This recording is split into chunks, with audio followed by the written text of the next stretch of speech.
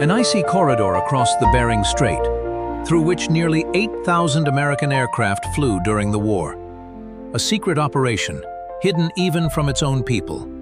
Pilots who defied Arctic storms and 40-degree frosts.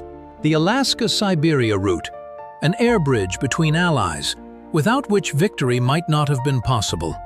A story of courage, sacrifice, and unparalleled cooperation that has been forgotten for many years. Today, we will reveal all the secrets of the legendary ALSIB route.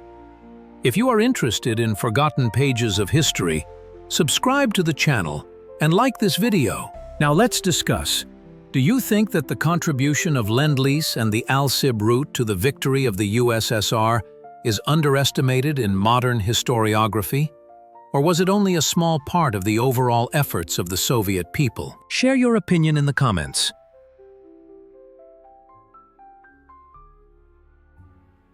The Alaska-Siberia air route, later simply called ALSI, became one of the most mysterious pages in the history of cooperation between the USSR and the USA during the Great Patriotic War. This artery was hardly mentioned in the open reports of the Soviet Union, and American documents remained classified for a long time. Even today, many find it hard to believe that a chain of airfields stretching across the undeveloped expanses of Chukotka and Siberia was used by thousands of aircraft from the United States. The roots of the project go back to the events of March 11, 1941, when the United States passed the Lend-Lease Act.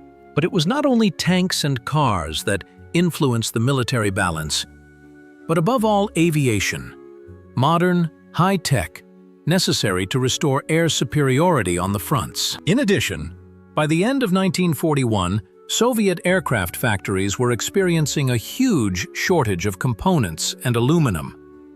The main question was how to transfer American aircraft quickly and in the necessary quantities.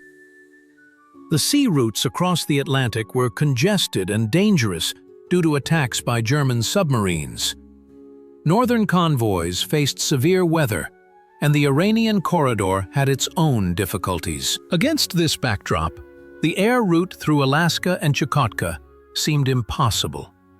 But in the end, it was this route that proved to be the salvation. The project was initially classified as top secret to avoid a possible reaction from Japan, which was located near Chukotka and did not want to see Soviet and American military cooperation. The first point through which all aircraft passed was the city of Fairbanks in Alaska. Here, American engineers assembled and tested new aircraft, the legendary Aero Cobras, Kitty Hawks, Dakotas, and others. In Fairbanks, Soviet pilots began to study the controls, familiarized themselves with English language instructions, and carefully prepared for the flight across the icy expanses. Many were young, having barely completed their training. But everyone understood that the slightest mistake could cost lives, and the loss of an aircraft could mean the failure of the entire mission. According to archives, a total of 7,925 aircraft were delivered to the USSR via the ALSIB route. The route passed through small hubs, from Whitehorse and Norton to Yakutsk and Krasnoyarsk. Airfields were set up in each city, hangars were built, and a network of radio stations and repair shops was established. People worked day and night to ensure the smooth movement of the air convoy. Sometimes, real dramas unfolded at the airfields. Accidents, engine failures, stress from constant storms and blizzards, and a lack of equipment. The route was so secret that even many Soviet officers did not know its true purpose. Rumors circulated about it, veterans told stories, and its level of danger was compared to combat missions on the front lines. Why, after so many years, does no one know all the details of the route? What other archival mysteries are still kept in Fairbanks and Yakutsk? How was it possible to conceal the largest operation in history to transport combat aircraft to the Eastern Front? The next chapter will address these questions. Are you interested in learning what happened behind the scenes of this risky mission? The spring of 1942 was a turning point for the entire Alaska-Siberia air route project. By this time, the leaders of the USSR and the USA already understood that the usual routes for supplying aircraft were too risky at every stage. Caravans of ships sailed to northern ports, losing 1 in 5 aircraft, while roads through Iran could only deliver a limited number of aircraft suitable for frontline tasks. Therefore, the decision was made to rely on a unique, little-known air route, a tunnel in the sky across the icy expanses. ALSIB officially began only when the American factory assembled the aircraft and flew it to Fairbanks. Here, workers installed the final details, conducted a thorough inspection, and added identification marks for Soviet units. The operation required maximum precision.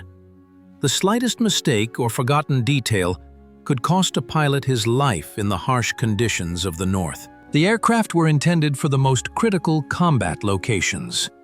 The front desperately needed new Aero-Cobra fighters, attack aircraft, and Dakota transport planes. Information about the route was kept strictly secret so that Japanese intelligence could not track the movement of equipment. Japan was closely monitoring events on the eastern borders of the USSR, especially after the countries officially remained neutral.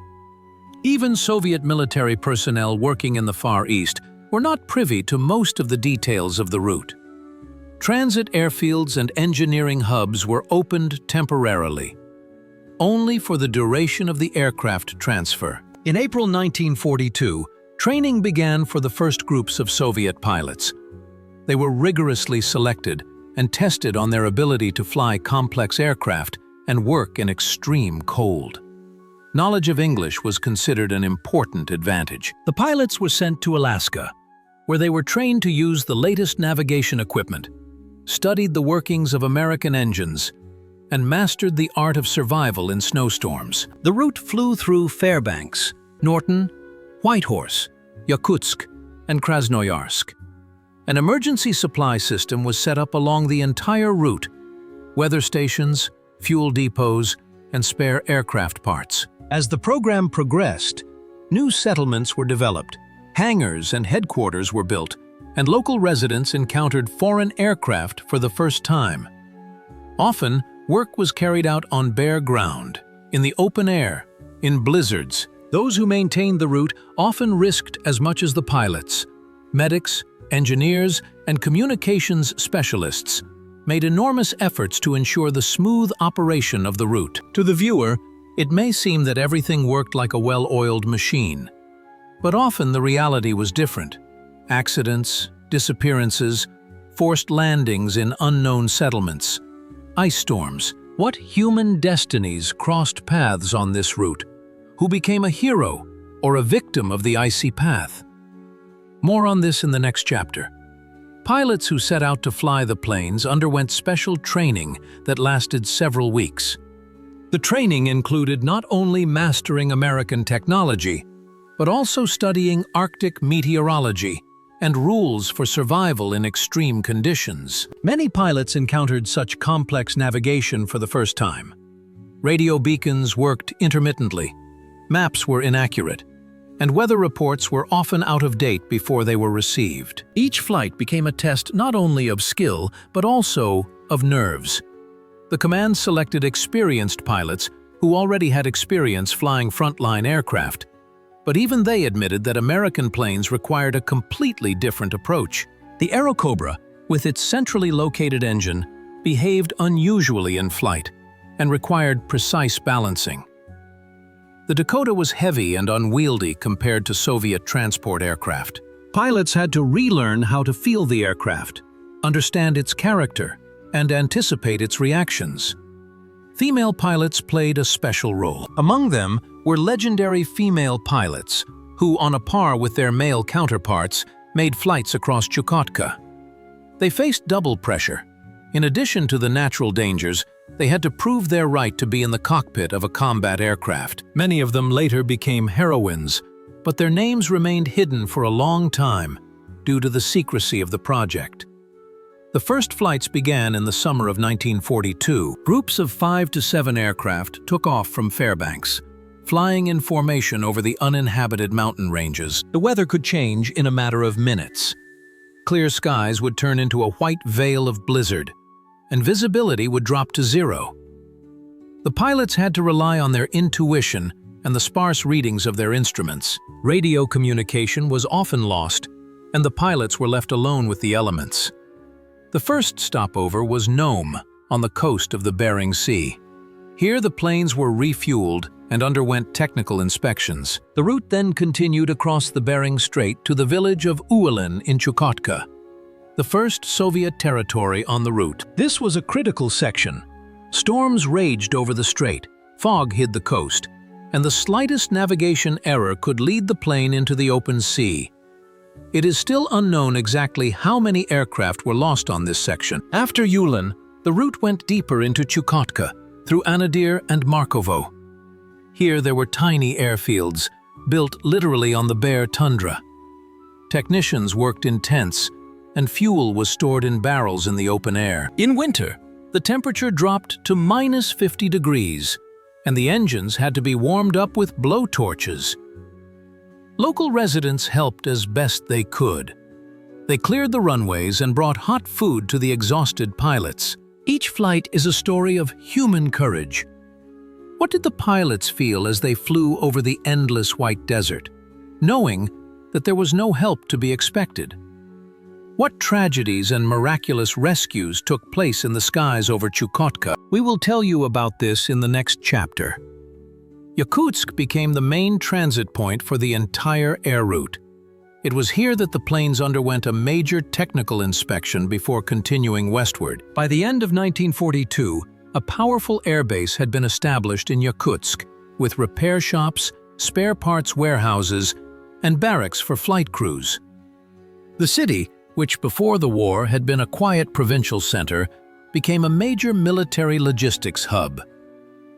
Work in Yakutsk went on around the clock.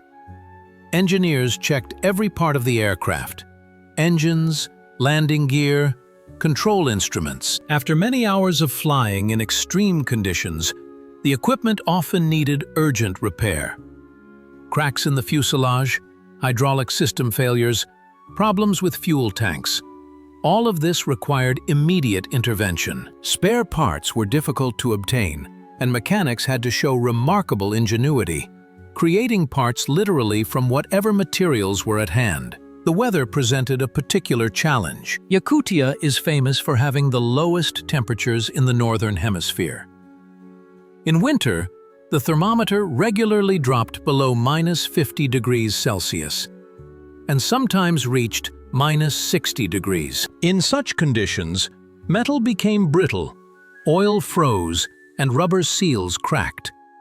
The planes had to be kept in warm hangars, but there were only a limited number of them, so many aircraft were left out in the open. Pilots waiting for their turn to fly spent several days, sometimes weeks, in Yakutsk. A special relationship developed here between the Soviet pilots and the American instructors who periodically arrived for consultations. Despite the language barrier, people found a common language through gestures, drawings, and a shared passion for aviation. In the evenings, songs in different languages were sung in the officers' mess, and stories of feats and adventures were told. From Yakutsk, the route split into several directions. Fighters most often flew via Kurensk and Krasnoyarsk, from where they were distributed to frontline units. Transport planes could head south via Irkutsk. Each section had its own characteristics and dangers. It was easy to get lost over the taiga, an endless green ocean without landmarks, stretching for thousands of kilometers. A forced landing in the taiga meant almost certain death. It was practically impossible to find a lost plane. Lost statistics were kept strictly confidential. According to some sources, up to 10% of aircraft did not reach their final destination. The reasons varied: technical malfunctions, navigation errors, sudden weather deterioration, human error. Each lost aircraft was not only a material loss, but also a tragedy for specific people, whose names often remained unknown. How dangerous was the route from Yakutsk further west? What trials awaited the pilots in the heart of Siberia? We will continue in the next chapter. The Air Cobra, a Bell P-39 fighter, became the symbol of the ALSIB route. These were the most frequently transported aircraft, more than 4,800 units. Soviet pilots quickly appreciated the advantages of this unusual aircraft. A powerful 37mm cannon, firing through the propeller hub, made the Aerocobra a formidable opponent in aerial combat. Its good speed and maneuverability at low and medium altitudes allowed it to effectively engage German fighters and attack aircraft. But the aircraft also had its drawbacks. The central location of the engine behind the cockpit created an unusual weight distribution. During sharp maneuvers, the Aerocobra could go into a spin, from which it was not always possible to recover. Many pilots died after losing control in critical situations. Special piloting techniques were required, and experienced instructors spent weeks teaching the correct handling of the aircraft. In addition to the Aerocobra, Curtiss P-40 Tomahawk and Kitty Hawk fighters were also in service. These aircraft were less popular with Soviet pilots due to their weak armament and insufficient maneuverability. However, they served reliably in air defense units and on secondary sections of the front. Douglas A-20 Boston bombers were used for night bombing and reconnaissance. Their reliability and survivability were highly valued by crews. C-47 Dakota transport aircraft became the real workhorses of the rear. These aircraft transported cargo, wounded soldiers, and paratroopers. Their ease of operation and unpretentious maintenance made the Dakotas indispensable in wartime conditions. Many of these aircraft continued to fly in the USSR for decades after the end of the war, serving in Aeroflot and military transport aviation. Flying bombers required special training. Multi-engine aircraft were more difficult to fly and required a crew of several people. The navigator plotted the course, while the radio operator maintained communication with ground stations. In the event of one engine failure, it was necessary to be able to get the aircraft to the nearest airfield on the remaining engines. This required not only technical skills, but also composure. Each type of aircraft had its own specifics when flying across the north. Fighters, with their limited fuel supply, required frequent refueling. Bombers were less sensitive to turbulence, but their large mass created problems when landing on short dirt strips. Dakotas could carry spare parts and technical personnel, which made them particularly valuable for maintaining the route. The technology was constantly improving. American factories took into account the experience of operating aircraft in Soviet conditions and made changes to the design. Additional cabin heaters were installed, thermal insulation was improved, and fuel systems were modified to operate in extreme cold. What other aircraft models flew along the route, and how did they perform in combat conditions? Let's find out more. The human factor played a decisive role in the operation of the route. Hundreds of people were behind every successful flight, from engineers and mechanics to meteorologists and communications specialists. Without their selfless work, the air bridge between America and the Soviet Union would have been impossible. Many of these people worked in inhuman conditions, receiving minimal gratitude and recognition. Meteorologists bore a special responsibility. The lives of pilots depended on the accuracy of their forecasts. But in the Arctic and subarctic conditions, predicting the weather was an extremely difficult task. Weather stations were located at great distances from each other, and equipment often malfunctioned in the cold. Specialists had to rely on experience and intuition as much as on instruments. A mistake in the forecast could spell disaster for an entire group of aircraft. Radio operators maintained communication between airfields and flying groups. In the era before satellite communications, this was an extremely difficult job. Radio waves in the north spread unpredictably due to magnetic storms and the northern lights. The signal could suddenly disappear or become distorted beyond recognition. An experienced radio operator could determine the position of an aircraft from the barely audible crackle of Morse code and transmit vital information about the weather or the nearest safe airfield. Airfield ground services worked in a state of constant readiness. Runways had to be cleared of snow every day. In winter, blizzards would cover the runway in a matter of hours, and crews with shovels and primitive equipment would battle the elements around the clock. In spring and autumn, they had to deal with mud and slush, which turned the dirt runways into an impassable mess. Medics on the trail saved lives not only in plane crashes, but also in seemingly ordinary situations. Frostbite was common. A pilot who made an emergency landing far from populated areas could die from the cold in a matter of hours. Search and rescue teams on dog sleds and reindeer tried to reach the crash site as quickly as possible. But in the blizzard and darkness of the polar night, this was extremely difficult. Kitchen workers provided hot meals to the exhausted people. Food in the north is not just a comfort, but a matter of survival. Calorie-rich hot food helped restore strength after many hours of work in the cold. Cooks worked wonders with a limited selection of ingredients, creating dishes that kept up morale. There were also those who ensured order and security. Military patrols monitored compliance with secrecy and controlled access to the airfields. Espionage was a real threat. Japanese intelligence was actively trying to find out the details of the operation. What dramas and conflicts took place between people on the route? More on that in the next part.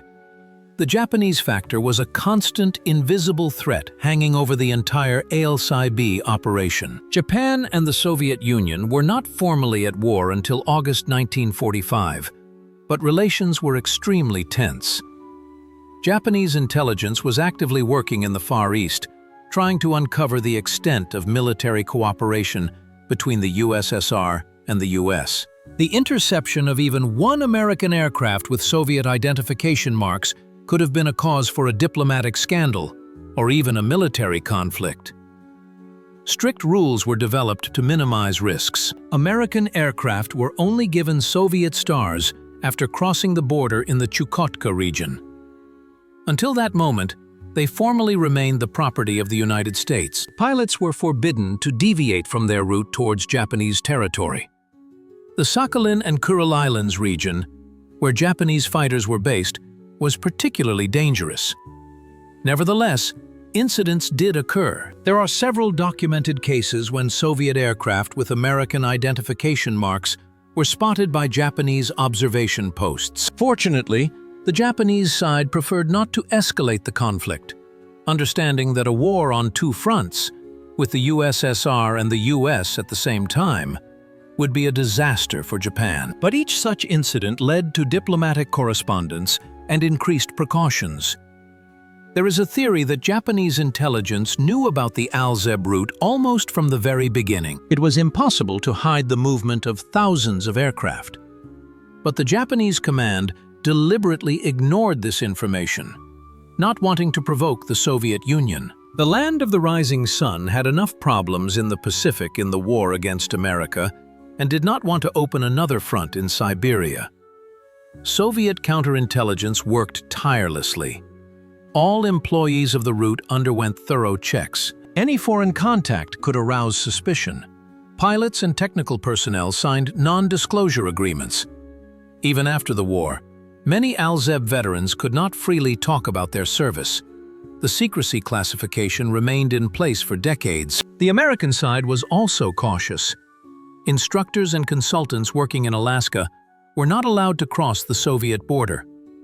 All contact with Soviet pilots took place only in Fairbanks. This created additional difficulties. The Americans could not assess the real conditions in which their equipment was being operated and make the necessary changes in a timely manner.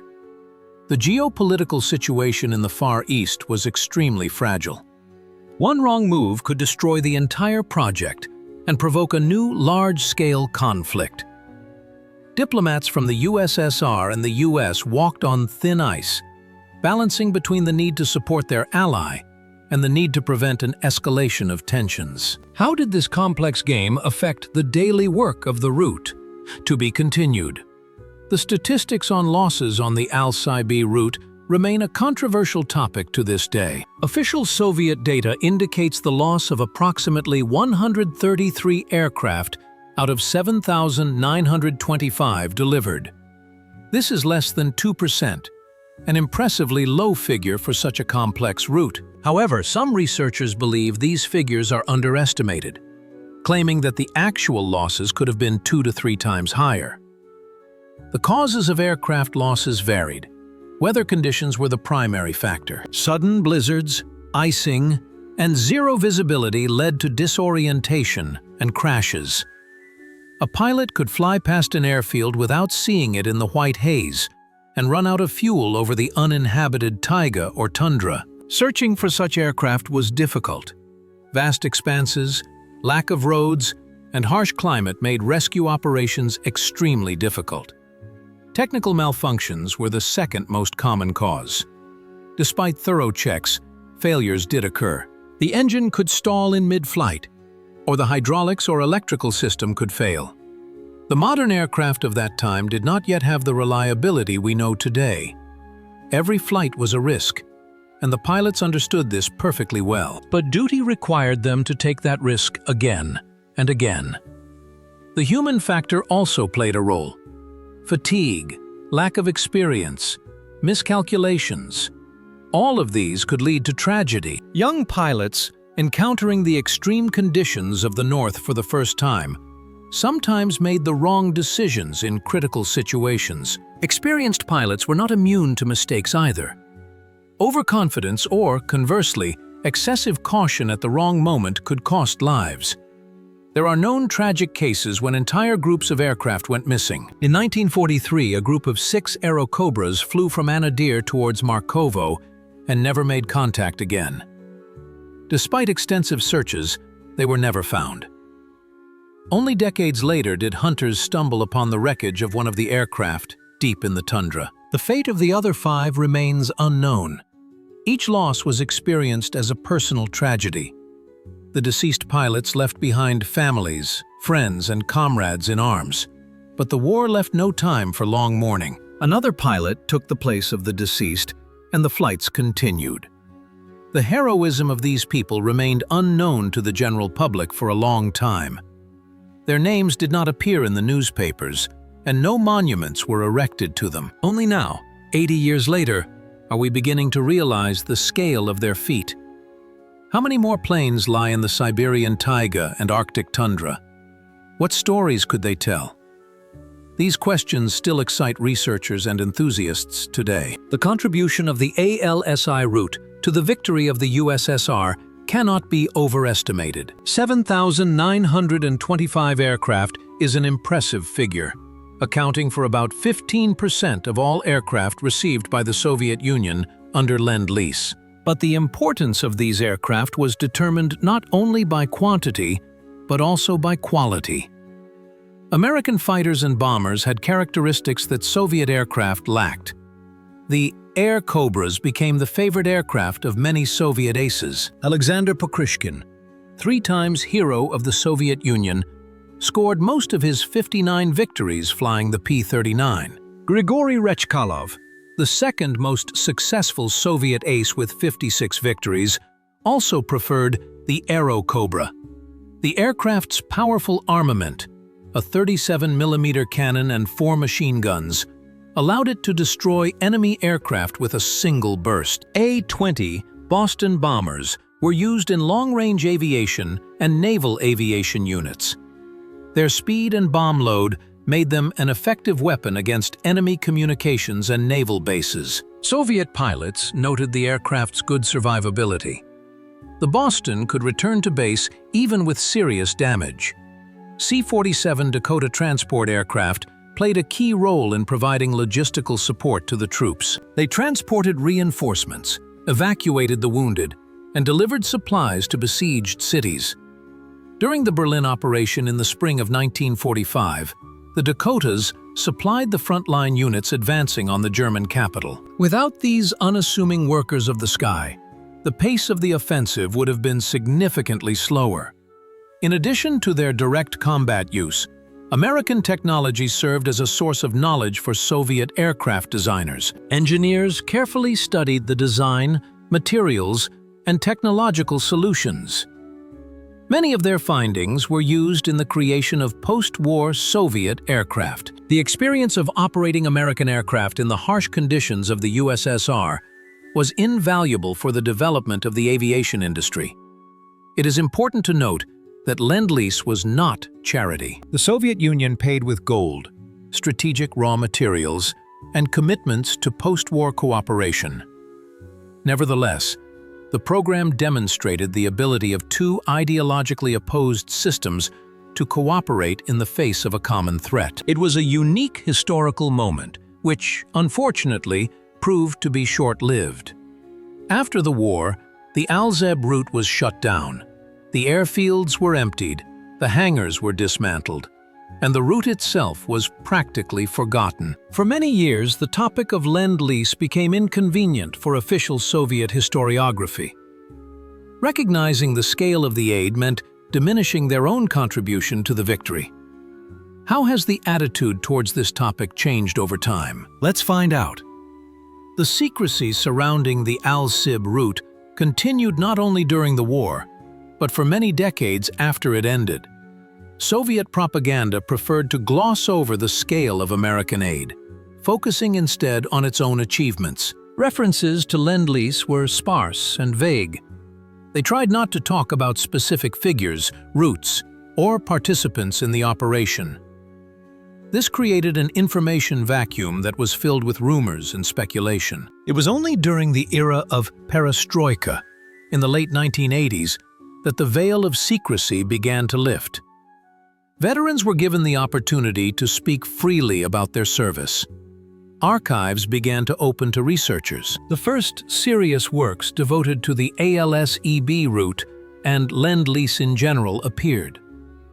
Society was surprised to learn about the scale of cooperation between the USSR and the US, about which previous generations knew almost nothing. The American side also remained silent for a long time.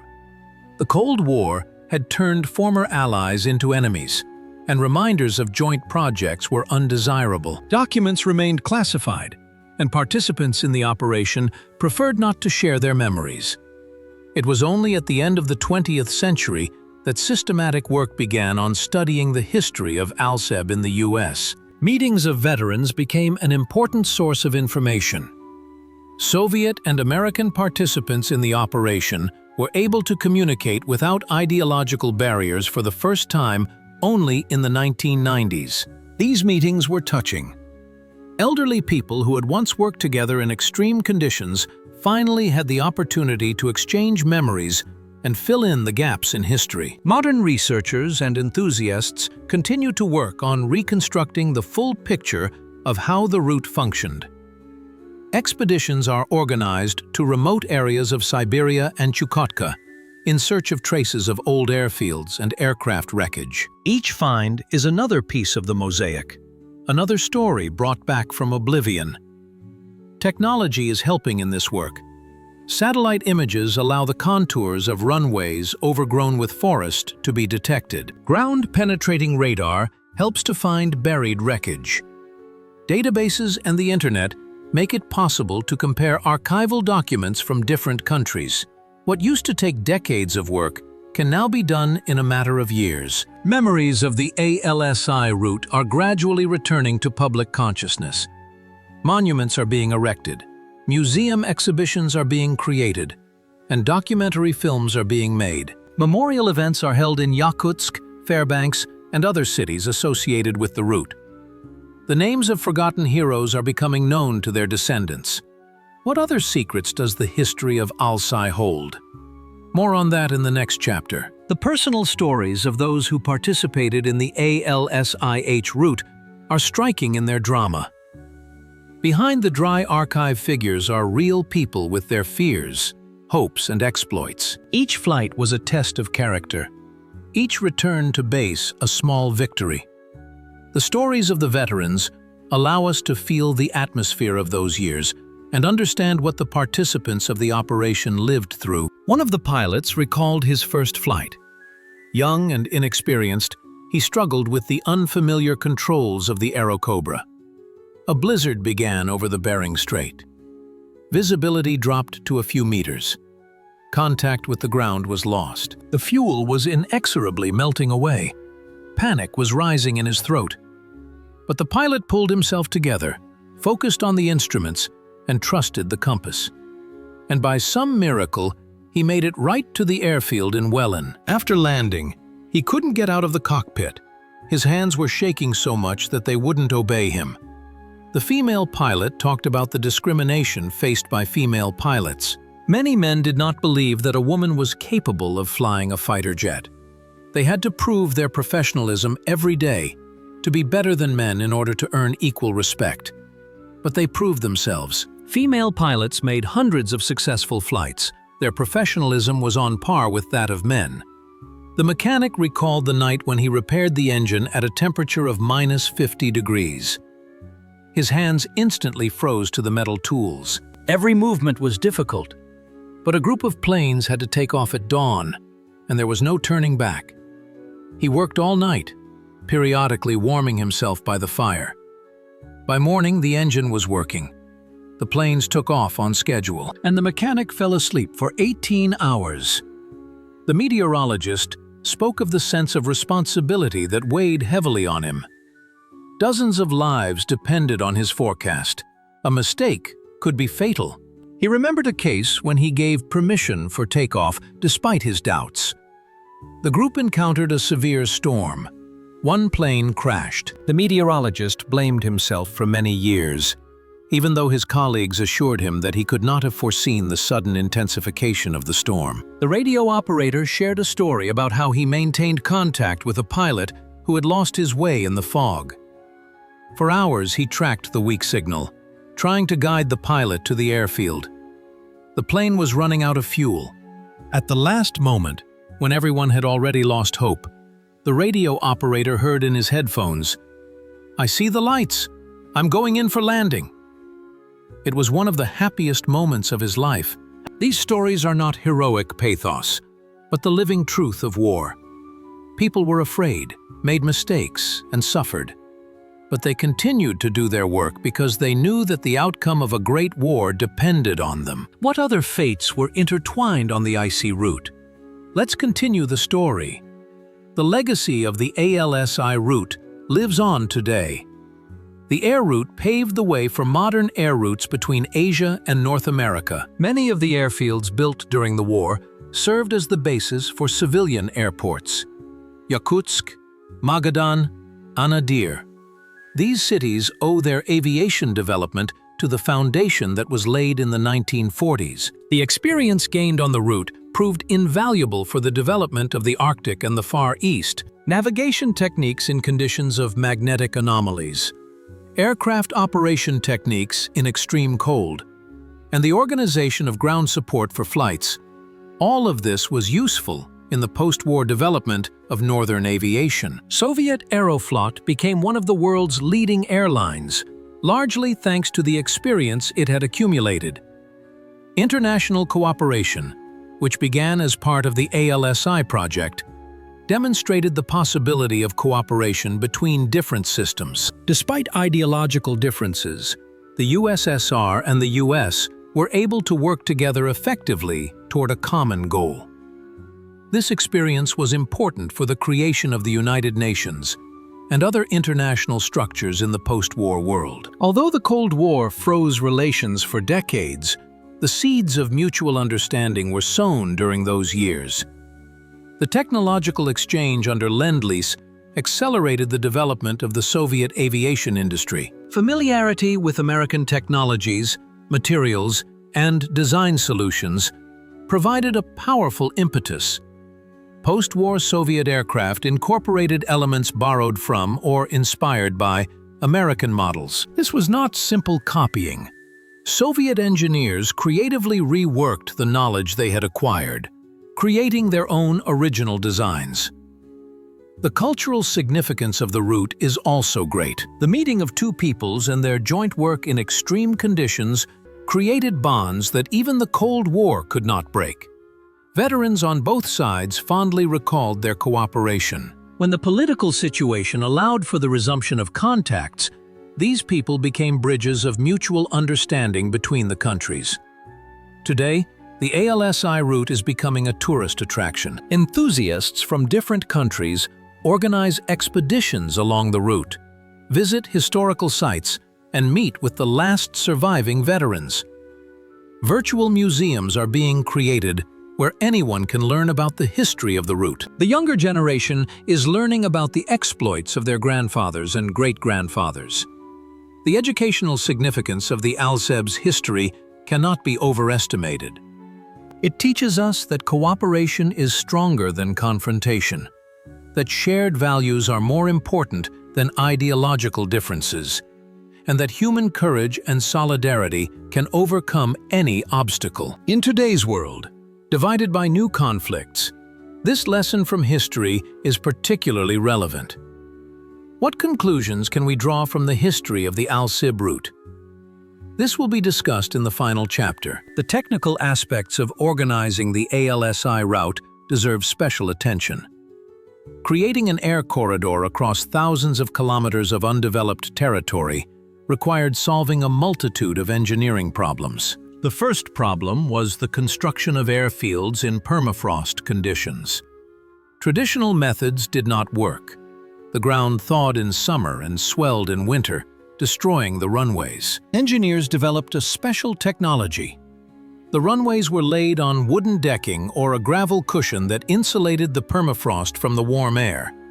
It was labor-intensive and expensive, but effective. Some airfields were built in just a few weeks by military builders and the local population. Work was carried out around the clock, in 3 shifts, without days off. Navigation equipment of that era was primitive by modern standards. Radio beacons were unreliable, especially during magnetic storms, which occur frequently in the north. The northern lights, beautiful to the observer, were a nightmare for the radio operator. They created interference that made communication impossible. Pilots had to navigate by visual landmarks, stars, and sometimes just intuition. Fuel logistics presented a separate problem. Aviation gasoline had to be delivered to remote points along the route by roadless means. In winter by sled and reindeer teams, and in summer by river barges. Storing fuel in extreme temperatures required special containers. Barrels were buried in the ground, or insulated warehouses were built. Fuel quality was constantly monitored. Impurities such as water or dirt could cause engine failure. The repair base was created practically from scratch.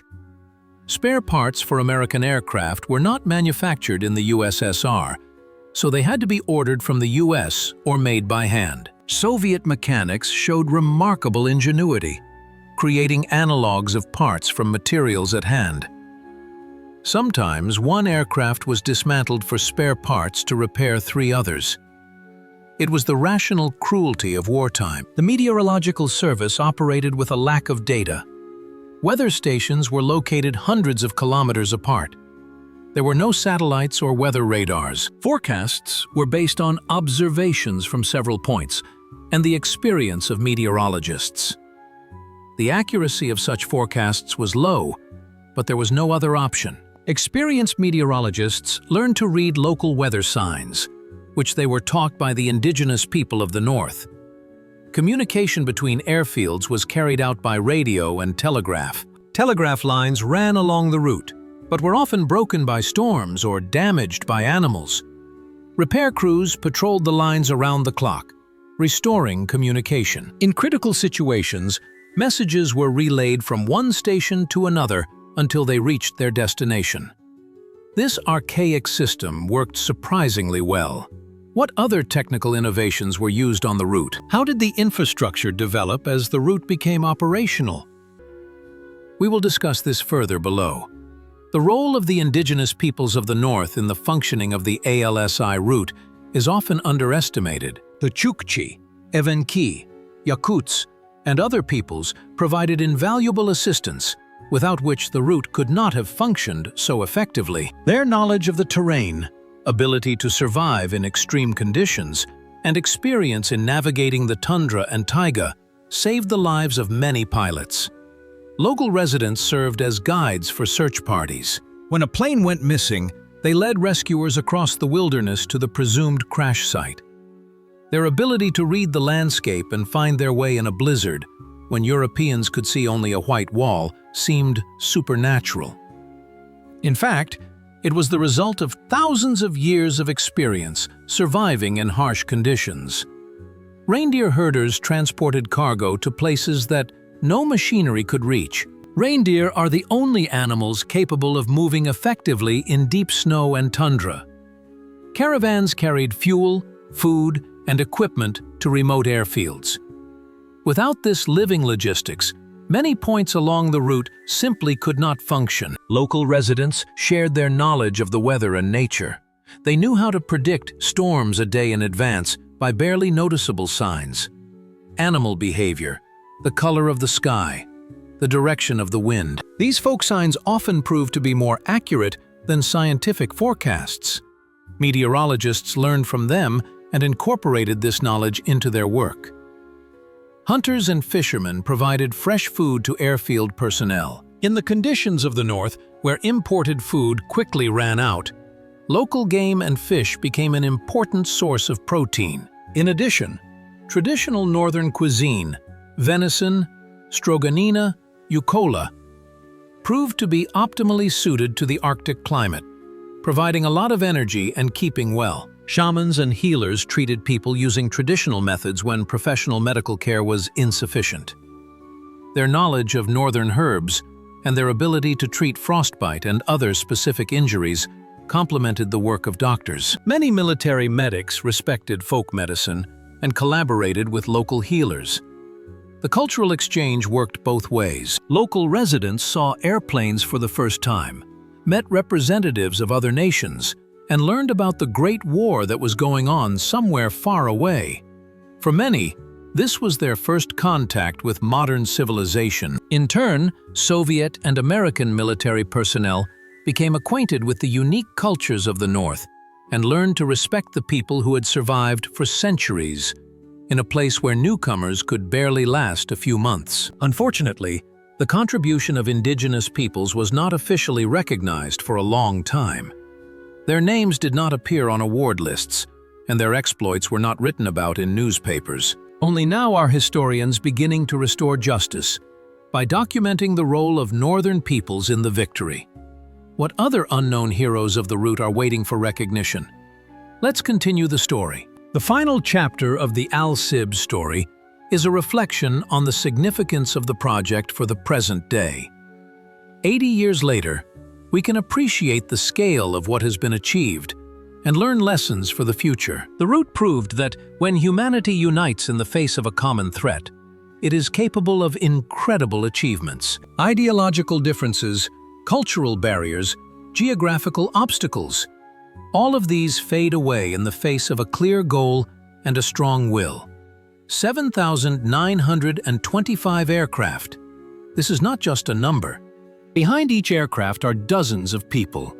Designers in America, factory workers, transport pilots, mechanics at airfields, and pilots who fought in these machines. Thousands of lives were intertwined in this project, creating an invisible network of human connections between continents. The ALSIB route became a symbol of the fact that cooperation is more effective than confrontation. At a time of great danger, two states with opposing systems were able to work together for a common victory. This experience was forgotten during the Cold War, but its significance has not been lost. Today, as the world once again faces global challenges, the lesson of the ALSIB route is more relevant than ever. The technological legacy of the project is enormous. The methods of operating aircraft in Arctic conditions, developed on the route, are still in use today. Modern polar airlines rely on the experience of the 1940s. The infrastructure created for military needs served as the basis for civil aviation in the far north. Many airfields continue to operate 7 decades later. The human dimension of history is no less important. Tens of thousands of people passed through the route. Pilots, engineers, communications specialists, doctors, and ordinary workers. For each of them, It was a life-changing experience. Many found their calling here, met their future spouses, and made lifelong friends. The route connected not only continents, but also human destinies.